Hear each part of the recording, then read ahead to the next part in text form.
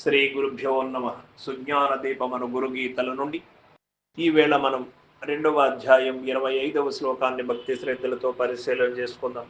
కాశీ క్షేత్రం నివాసచ్చ జాహ్నవీ చరణోదకం గురురిశ్వేశ్వర సాక్షాత్ తారకం బ్రహ్మ నిశ్చితం.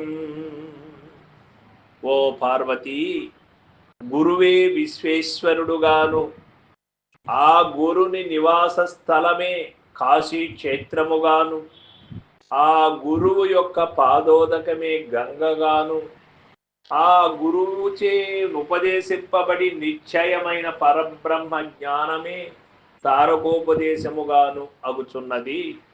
ఇందులో అనుమానము లేదు, ఇది నిశ్చయము అని చెబుతూ ఉన్నాడు ఈశ్వరుడు పార్వతి ద్వారా మనందరికీ కూడా.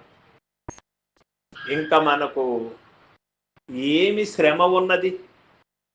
ఎక్కడ తిరగవలసిన పని ఉన్నది? ఎక్కడో ఉన్నాడు శివుడు అని తిరగవలసినటువంటి అవసరం లేదు. నీలో ఉన్న శివుణ్ణి తెలియచేసే గురుడు నీ చెంతనే ఉండగా ఎక్కడో ఎందుకు తిరగాలి?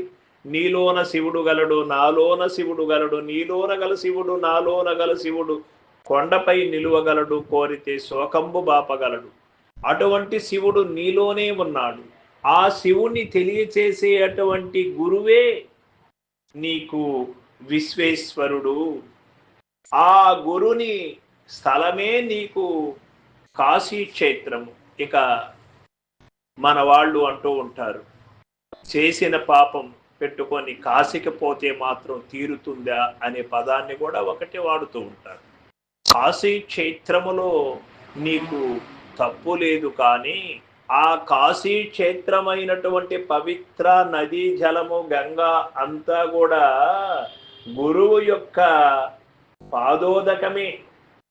దానికి మించినటువంటిది ఏరొకటి లేదు అని చెబుతూ ఉన్నాడు పరమశివుడు. ఆ గురువుచే ఉపదేశింపబడి నిత్యమైన పరబ్రహ్మ జ్ఞానమే తారకోపదేశం. ఇక మనకి ఏ మంత్రము కావాలి? సప్తకోటి మహామంత్రచ్చ చిత్త విభ్రమకారక. ఈ యొక్క సప్తకోటి మహామంత్రములు అనేవోటివి అన్నీ కూడా నిర్ణయించారు. ఈ మంత్రముల ద్వారా నీకు చిత్తము అనేది భ్రమలకు లోనవుతుందే కానీ భ్రమల నుంచి బయటపడడానికి వీలు లేదు. ఎందుచేత? పుస్తకములో చదువుకున్నటువంటి మంత్రాలు అట్లే ఉంటాయి.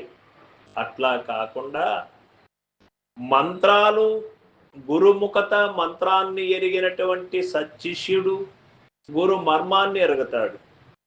గురు మర్మాన్ని ఎరిగినటువంటి వాడు గురు ధర్మానికి కట్టుబడి ఉంటాడు.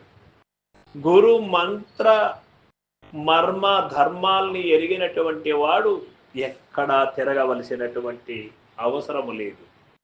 తారకోపదేశం తన యొక్క రకాన్ని తెలియచేశాడు గురుడు. నీవు ఎట్టివాడు, దేవుడనగా ఎట్టివాడు, నీవనగా ఎట్టివాడు అనే రహస్యాన్ని తెలియచేసినటువంటి గురు సార్వభౌముని కంటే మిన్నైనటువంటి దైవము లేడు. గురు పాదోదకము కంటే మిక్కిలైనటువంటి నదీ జలము లేదు అని మనకు నిశ్చయమైనది. ఇది ఎవరికి ప్రాప్తిస్తూ ఉంది అంటే ఆ జన్మ సంస్కార సంపన్నులకు అటువంటి గురువు లభ్యమవుతాడు. అటువంటి గురువు లభ్యము కావాలి అంటే, గురువు మంచి గురువు ప్రాప్తించాలి అంటే ముందు కావలసినటువంటి ఏ లక్షణాలు మనకు ఉండాలి? క్షేత్రశుద్ధి, భావశుద్ధి, వాక్శుద్ధి కలిగి ఉండాలి. తనలో మార్పు వచ్చి ఉండాలి. తనలో ఈ భవసాగరము దాటుటకై కోరిక జిజ్ఞాస కలిగి ఉండాలి. ఈ బాహ్య ప్రపంచములో ఏది కూడా తనకు తృణప్రాయముగా తోచి ఉండాలి.